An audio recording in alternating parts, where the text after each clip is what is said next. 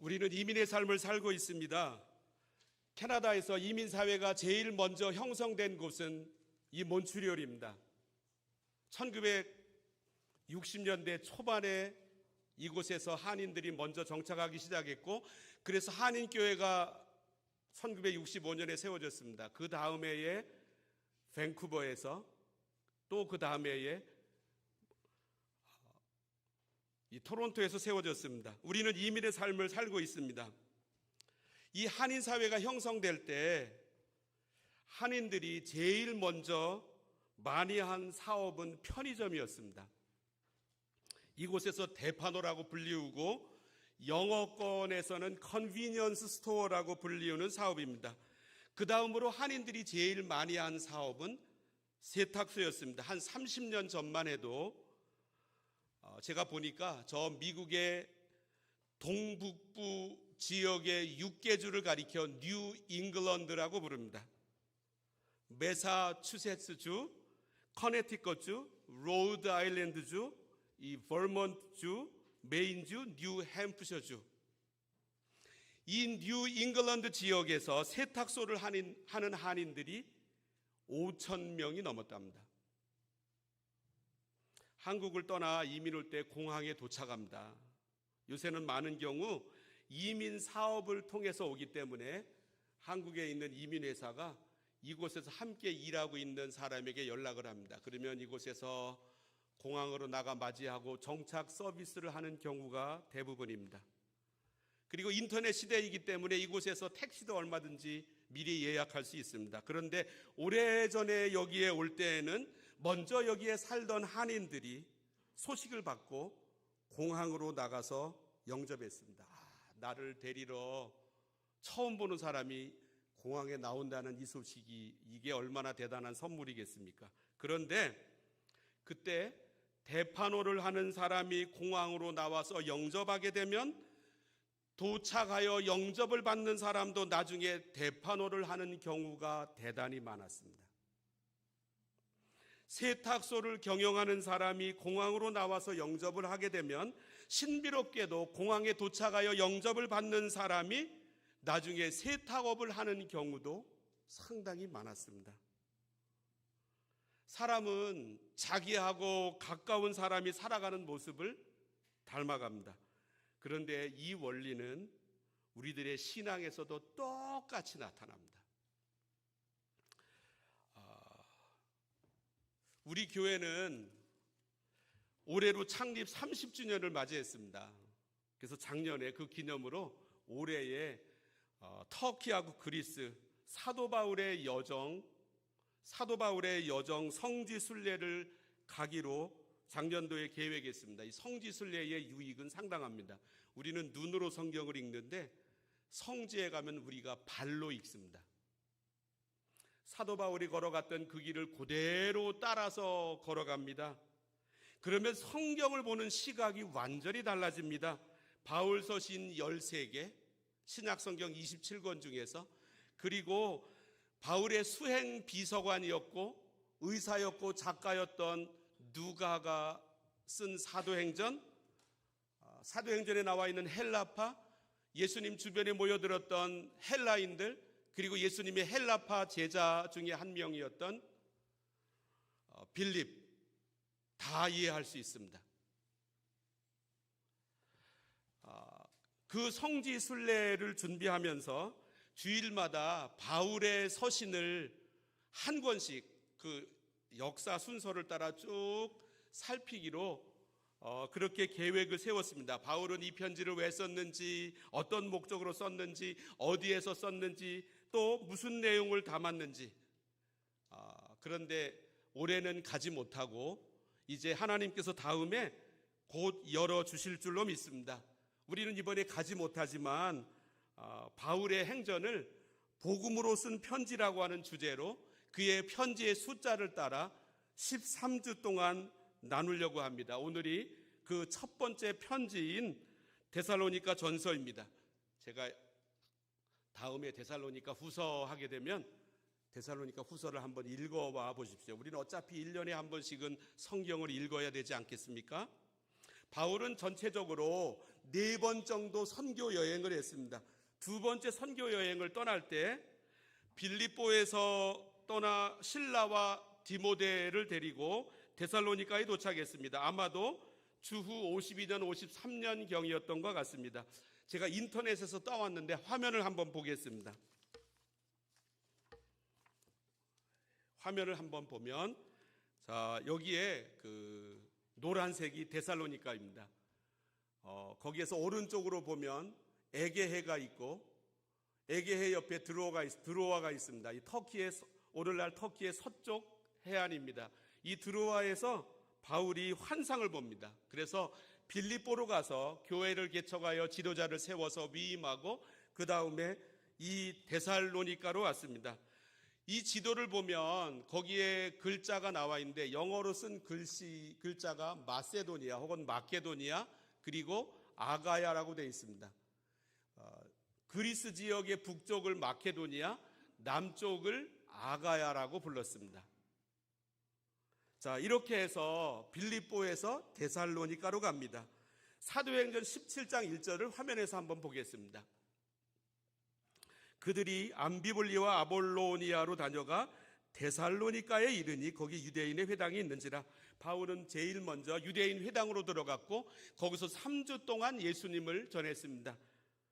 거기 회당 예배에 참석한 사람들 중에는 유대인도 있었고 헬라인으로서 유대교로 전향하고자 하는 사람들, 교육받는 사람들이 있었는데, 이렇게 헬라인으로서 유대교에 전향하려 교육받는 사람들을 가리켜 하나님을 경외하는 자라고 성경에 나와 있습니다.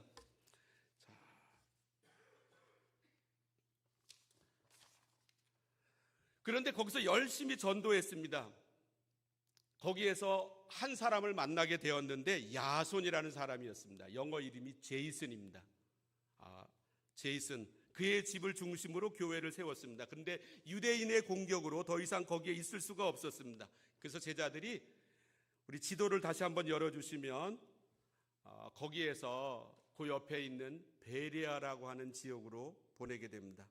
바울은 두 제자 실라와 디모데를 여기에 남겨놓고 남쪽으로 쭉 내려와 아덴을 거쳐, 아덴은 오늘날 수도인, 그리스의 수도인 아테네를 가리키고, 그리고 고린도로 가게 됩니다.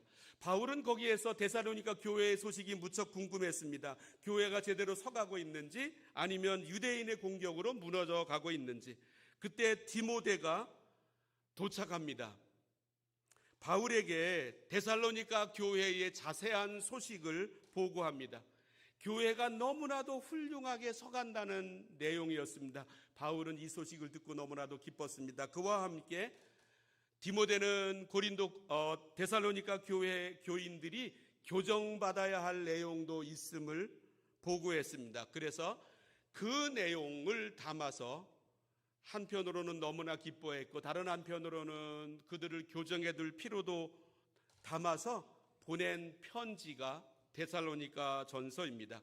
이 데살로니가 전서는 그때로부터 2000년이 지난 우리들에게, 그리고 장소도 그리스 지역이 아닌 이 캐나다 땅에 사는 우리에게 무슨 메시지를 담고 있겠습니까?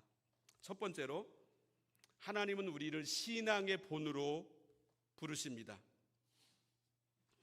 바울은 데살로니가 교회만 생각하면 마음이 아주 기뻤습니다. 감사가 솟아올랐습니다. 왜냐하면 이 교회가 주변 지역에 본을 보이는 교회로 섰기 때문입니다. 오늘 말씀 데살로니가전서 1장 7절과 8절을 읽어보겠습니다.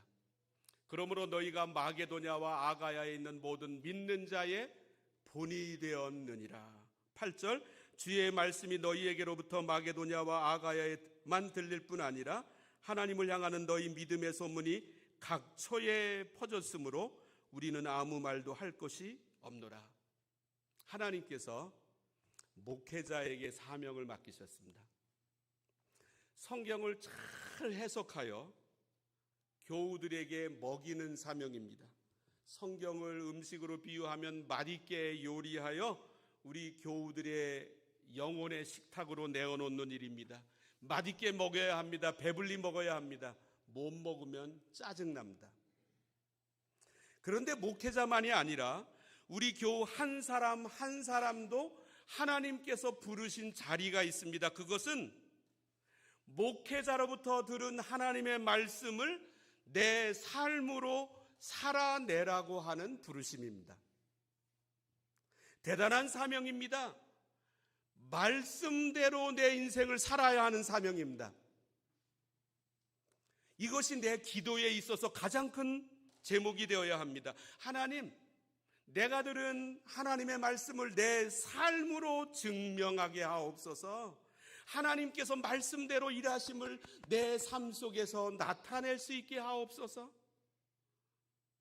어쩌면 다른 기도 제목은 이 제목에 묻힙니다.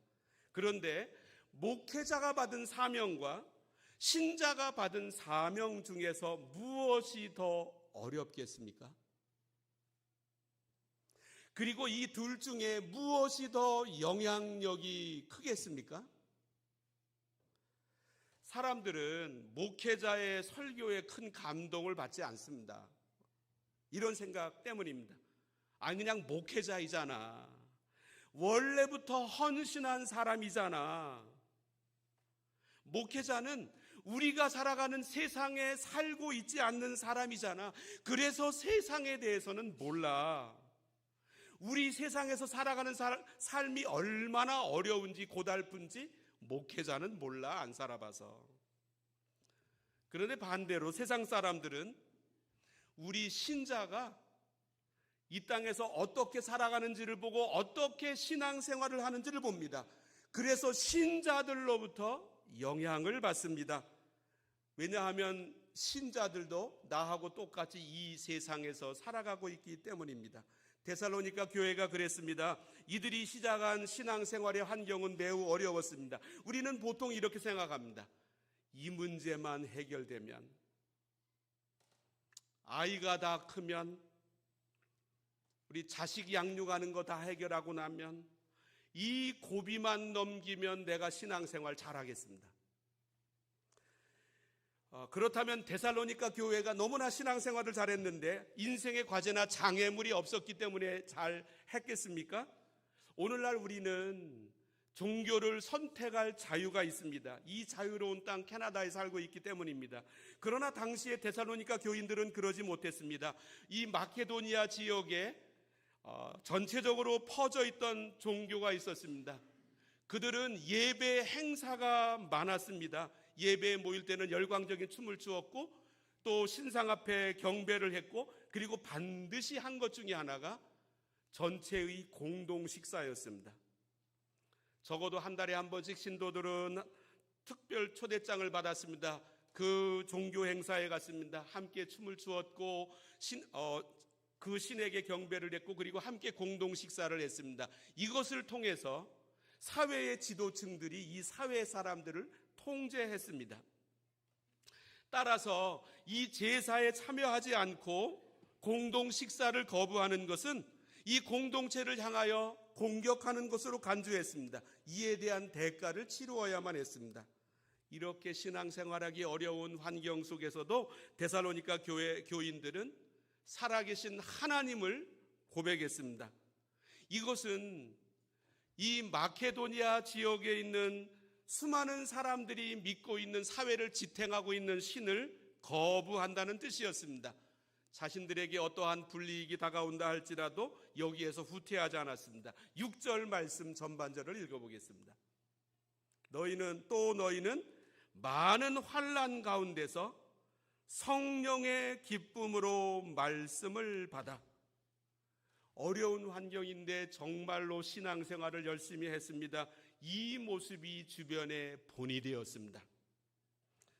우리의 신앙생활은 나 혼자 예수 믿고 끝나는 생활이 아닙니다. 나 혼자 예수 믿는다고 하고 이것이 내 신앙의 전부라고 말할 수 없습니다. 하나님은 나를 신앙의 본으로 세우십니다. 하나님의 놀라운 부르심입니다. 위대한 부르심입니다. 사람들로 하여금 신앙에 있어서만은 나를 따라오기를 하나님 바라고 계십니다. 그런데 데살로니가 교회는 주변 사람들에게 그리고 지역 교회에 어떻게 본이 되었습니까? 우리도 어떻게 이 신앙의 본으로 설 수 있습니까? 두 번째, 본을 따르다 신앙의 본으로 변합니다. 우리 7절 말씀 읽어보겠습니다. 그러므로 너희가 마게도냐와 아가야에 있는 모든 믿는 자의 본이 되었느니라. 자, 그런데 그들이 어떻게 해서 이렇게 주변에게 본을 끼치는 사람이 될 수 있었는가는 바로 앞절 6절에 그 요인이 나옵니다. 한번 읽어보면, 또 너희는 많은 환난 가운데서 성령의 기쁨으로 말씀을 받아 우리와 주를 본받은 자가 되었으니, 6절의 결과가 7절입니다. 예수님을 따라갔기에 바울이 나왔고, 바울을 따라갔기에 데살로니가 교회가 나왔습니다. 사람은 항상 최선을 다하지 않습니다. 누군가를 본받으려고 할 때 내가 본받는 자로, 본받을 수 있는 사람으로 세워지게 됩니다. 강영호라고 하는 학생이 1944년 경기도 양평에서 태어났습니다. 13살 때 아버지가 돌아가셨습니다. 중학교 3학년 때 친구들과 함께 축구 시합을 합니다. 자기가 골키퍼를 봤습니다. 공이 날아왔습니다. 자기의 얼굴에 맞았습니다. 그런데 그 이후로 눈이 보이지 않습니다. 병원으로 실려갔습니다. 눈 시력을 완전히 잃어서 다시는 볼 수 없다라고 하는 망막박리라고 하는 판정을 받았습니다. 어머니는 이 소식을 듣고 8시간 만에 뇌졸중으로 사망했습니다. 당시에 대학에 막 들어가 다니던 누나는 서울에 있는 유수한 학교를 다녔는데 학업을 포기하고 동대문 평화시장의 봉제공장 직공으로 들어갔습니다. 3명의 동생을 돌보기 위해. 그런데 과로로 2년 만에 사망했습니다. 이 앞을 못 보는 이 강영우는 9살 여동생과 13살 남동생이 있었는데 9살 여동생은 고아원으로 보냈습니다. 그리고 13살 된 남동생은 철물점으로 보냈습니다. 자기는 맹인 재활센터로 들어가게 되었고 거기서 기초 재활교육을 받은 다음에 서울 맹아학교의 중등부 1학년 과정으로 들어가게 되었습니다. 근데 거기서 들은 이야기가 이 맹인에게는 유일한 직업이 있는데 밤거리를 다니면서 안마합니다, 안마합니다. 이 말을 쭉 하면서 가게 되면 동네에서 문을 열고 들어와서 안마하라고 이야기하고 그리고 안마하고 나면 돈을 받는 게 유일한 직업이라고 하는 이야기였습니다. 말할 수 없이 낙담했다고 합니다. 그런데 그는 그 맹아 학교에 있으면서 3명의 사람을 발견하게 됩니다. 하나는 자기의 눈 치료를 맡았던 의사 선생님을 통하여 일본의 시각장애인 이와하시 다케오라고 하는 사람을 만납니다. 이 이와하시 다케오는 와세다 대학 다닐 때 시력을 완전히 잃게 되었습니다. 그런데 포기하지 않고 영국 에딘버러 대학교에서 공부하고 귀국하여 간사이 대학 교수를 하게 되었고 일본 최초로 시각장애인 복지시설을 설립하게 되었습니다.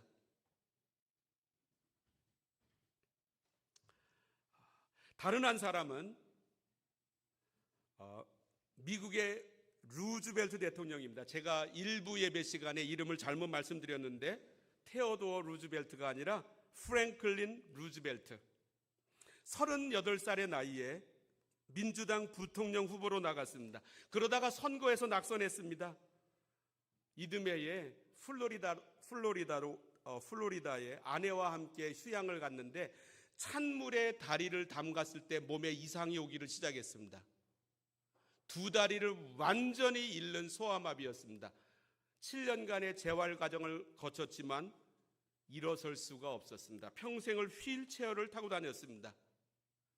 그런데 그는 뉴욕 주지사에 당선되었고 주지사 임기가 끝났을 때에 미국의 제32대 대통령으로 선출되었습니다.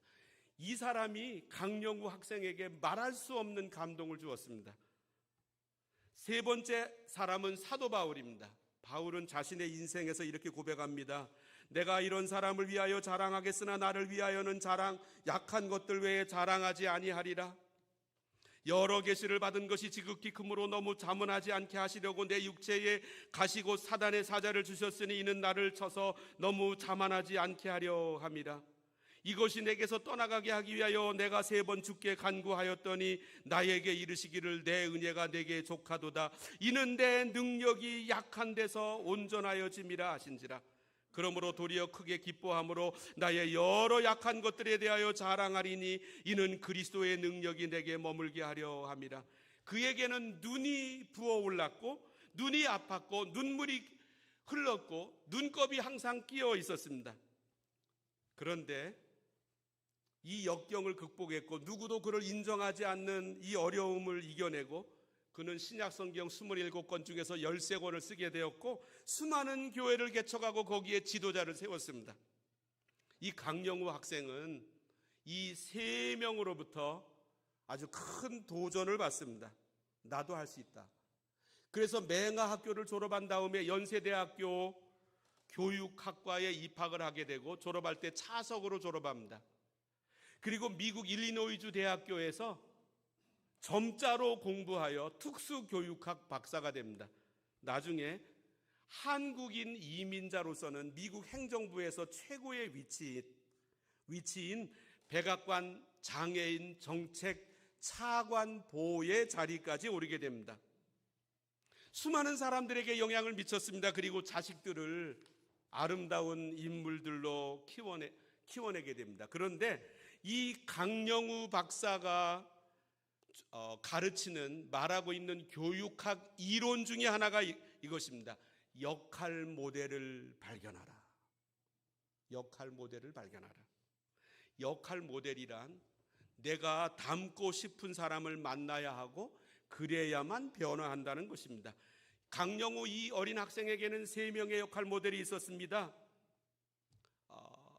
그 일본인 그리고 루즈벨트, 사도 바울 이 3명의 인생을 연구하면서 자신의 역경을 이겨내었습니다. 그런데 이 사도 바울, 이 강영우 학생이 영향을 받았던 미국의 루즈벨트 대통령은 네덜란드 이민자의 후손이었습니다. 청소년 시절 먼 친척이었던 시어도어 루즈벨트가 26대 대통령이 되는 것을 보고 나도 대통령이 되겠다라고 청소년 때부터 꿈을 꾸기 시작했습니다. 그가 걸어갔던 길을 그대로 걸어갔습니다. 그러다가 나중에 자신도 역경을 이겨내면서 대통령이 되었습니다. 바울은 예수님을 본받기 위해 애썼습니다. 그랬더니 어느 날 데살로니가 교회가 바울을 본받기 시작합니다. 그랬더니 어느 날 마케도니아와 아가야에 있는 지역 교회가 데살로니가 교회를 본받았습니다.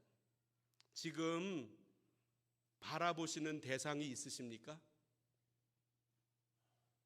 그러면 지금 발전하고 계신 중입니다. 변화하고 계신 중입니다. 지금 바라보는 대상이 없으십니까? 아마도 지난 여러 해 동안 아무런 변화 없이 사셨을 것입니다. 비록 돈은 조금 더 모으고 이곳저곳으로 관광은 다녀왔을지 몰라도 하나님은 내게 닮아가야 할 대상을 주셨습니다. 무엇보다도 성경에 주셨습니다. 성경에는 약 1000명의 인물이 나옵니다. 아브라함도 주셨고 이삭도 주셨고 야곱도 주셨고 요셉도 주셨고 그 4명은 다 이민자들입니다. 야곱이 집에서 형과의 불화 때문에 살 수가 없어서 바단 아람으로 이민을 가게 됩니다. 한 번도 가본 적도 없고 만난 적도 없는 곳에. 그리고 이민을 갈 때 그가 가지고 간 것이 딱 하나 있었습니다. 그것이 무엇이었는지 창세기 32장의 말씀을 화면에서 보겠습니다. 나는 주께서 주의 종에게 베푸신 모든 은총과 모든 진실하심을 조금도 감당할 수 없사오나 내가 내 지팡이만 가지고 이 요단을 건넜더니 지금은 2때나 이루었나이다. 야복강에서 하나님의 사람을 만나서 고백합니다. 내가 바단 아람으로 이민을 갈 때 지팡이 하나밖에 없었습니다. 이거 하나 들고 이민 갔습니다. 그런데 이민 생활 20년 만에 지금은 2때나 이루게 되었습니다. 그런데 이러한 이야기를 또 다른 곳에서도 발견할 수 있는데 모세라고 하는 위대한 인물입니다. 그는 예수님께서 변화산에 올라가셨을 때 구약 성경에 초대받은 두 인물 모세와 엘리야 중에 한 명이었습니다. 그는 하나님으로부터 이스라엘을 구출하라고 하는 사명을 받습니다. 80세의 나이에. 그때 그가 무엇을 가지고 애굽으로 갔는지 출애굽기 4장 20절을 화면에서 보겠습니다. 모세가 그의 아내와 아들들을 나귀에 태우고 애굽으로 돌아가는데 모세가 하나님의 지팡이를 손에 잡았더라. 이 지팡이는 자기가 양치는데 40년 동안 사용하던 지팡이였습니다. 이거 하나 들고 애굽으로 갔습니다. 왜 하나님은 성경에 있는 이 사람들을 보여주십니까? 옛날에 이런 사람들이 있었다라고 하는 얘기입니까? 아닙니다. 내가 지금 이민 생활을 시작하면서 지팡이 하나만 가지고 시작한다 할지라도 염려하지 말라고 하는 뜻입니다. 지금 지팡이 하나 가지고 이민 생활 시작하고 계십니까? 야곱을 바라보십시오. 하나님께서 2때나 이루게 하실 것입니다. 모세를 바라보십시오. 주변을 하나님 앞으로 인도하는 인물로 하나님이 세우실 것입니다. 사람은 내가 닮아가고자 하는 본이 있을 때 비로소 그 위치로 서게 됩니다. 사람들은 생각합니다. 나 혼자 예수 믿고 끝나는 거야. 신앙생활은 나 혼자 예수 믿는 거야. 그렇지 않습니다. 하나님은 나를 신앙의 본으로 세우기 원하십니다. 교회는 이 본을 발견하는 곳입니다. 그리고 내가 내 후배들에게 신앙의 본으로서 보여주는 곳입니다. 하나님이 우리를 이렇게 부르십니다.